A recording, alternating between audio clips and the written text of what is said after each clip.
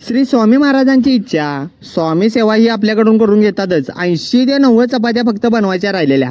दाद्या, मम्मी आणि चिनू या तिघांनी मिळून मस्तपैकी चपात्या बनवून घेतल्या आणि दाद्यानं गणे सकाळी लवकर उठून गणे सगळा प्रसाद तयार करून ठेवलेला बघा. हा प्रसाद भावांनो आपल्या घरातून अक्कलकोटला जाणार होता. स्वामींच्या इच्छेनुसार गणे हे प्रसाद करायचं कार्य गणे आपल्याकडे आलतं बघा. प्रसाद व्यवस्थित मस्तपैकी पॅक केला आणि गाडीवर ठेवला. तेवढ्यात वहिनी म्हणाल्या जाताना तेवढं पिल्लूला घेऊन जावा, शाळेत सोडा आणि लागलंच कणी येताना त्याला घेऊन पण या बघा. आम्ही नदीवर जाऊन पोचतोय आणि बघतोय तर काय गाडीचं चाक पंक्चर झालतं. दादाने लगेच फोन काढला आणि सुयादाला फोन लावला. नदीपाशी गाडीचं चाक पंक्चर झाले आणि तू भावा तेवढं या लागतेस बघ. सुयादा आलं आणि तेवढ्यात ते दादा पण आलंच बघा. त्यांना व्यवस्थित प्रसाद गाडीत ठेवून दिला आणि टायमिंगवर दिल्यावर कणी ते दादा खुश झालं आणि या तारामुळे कणी गाडी पंक्चर झाली बघा.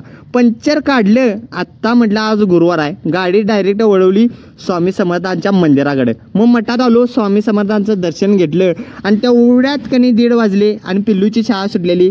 पिल्लूला म्हटलं बस गाडीवर आणि भूक लागलेली मला भावानो लय. डायरेक्ट गाडी मी घराकडे गेलतो. तेवढ्यात दाद्या लक्षात आलं सुयादापाशी बसले. मग सुयादापाशी दाद्याला पण घेतलं आणि सुयादाला म्हटलं सुयादा जातो म्हटलं 2 वाजल्यात भूक लागल्या. मग येताना कणी दाद्या, मी आणि पिल्लूचं गाणं ऐकत मस्तपैकी घरला आलो बघा.